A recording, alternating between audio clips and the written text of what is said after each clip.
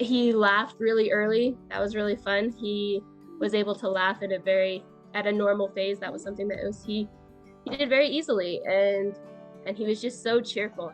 This baby boy came into Audrina Apodaca's family at just 3 weeks old in October 2018 in Utah. The foster mom says he had meth in his system at birth, so he was slightly delayed in his milestones, but they got to watch him crawl, climb, Oh no! and even Let's go. Okay, ready? Go get Dad. walk. So we got to just see his personality develop a lot, and it was our hardest. It still is the hardest kid that we've had to let go. While Apodaca's family wanted to adopt the boy, as a former caseworker in Utah, she understands the priority is placing a child with family members. Utah's Child and Family Services tracked down his blood relatives in Taos County. The boy officially moved to New Mexico in June 2020. The one consolation of him leaving, we thought he was safe. We thought that there was a positive to it. But the Taos County Sheriff's Office arrested the couple who adopted him, Heidi Velasquez and Adrian Vigil, in March 2021 on accusations they tortured the toddler over a period of at least 6 months. Even the most experienced and hardened investigator would be moved by this case. The abuse hospitalized the boy when he was 2.5 years old. Criminal records show he was malnourished and suffered a head bleed, had broken bones and scars all over his body, open sores on his buttocks, and bruises under his fingernails. New Mexico's Children, Youth, and Families Department took custody of the boy. Like, it was a huge bomb to me because it's been an open wound, knowing that he left and there was nothing that we could do to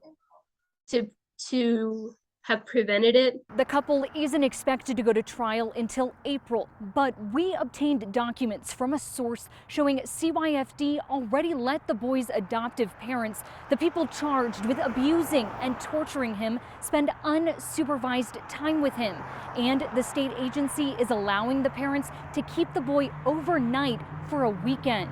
Absolutely not. I don't feel that that would be appropriate at this time, if at all. Taos County Undersheriff Steve Mieta had no idea CYFD was already taking steps towards reunification. I'm not trying to overstep my boundaries. However, to me, what the priority here is the child's safety. You think he's in danger? I believe so, he is. He doesn't understand why CYFD would gamble with a boy's life. Do you see him surviving, being in their care again?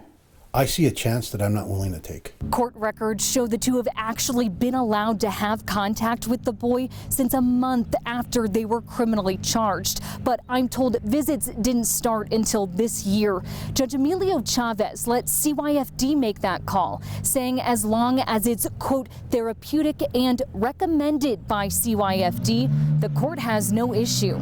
Our goal is to help the child and help that family heal. By law, CYFD cannot comment on individual cases, but the agency agreed to an interview as long as we only asked about general policies. Both state and federal law sets the blueprint for us to follow, as well as the courts. The blueprint for abuse and neglect cases, Child Protective Services Director Emily Martin says, is a path to permanency for the child.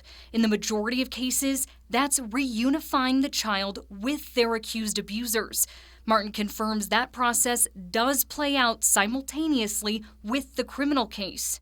We want to work with the family immediately. It has to be through contact, but that doesn't mean free reign, right? She says reunification is a long process and can be slowed or stopped at any point.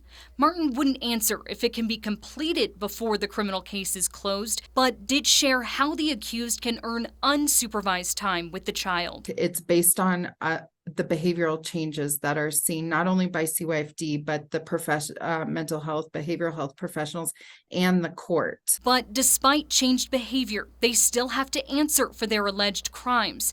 So I asked, why not wait until the family member accused of abuse is found not guilty? It's different for every child and every family, and we have to assess that. Under Sheriff Miera tells me he wants more communication from CYFD, saying as a law enforcement officer, he has the power to step in and is already planning to talk with the district attorney about intervening. He was never expecting the boy to be returned to Velasquez and V Hill. I would hope that they receive the max allowable sentence. You're doing it!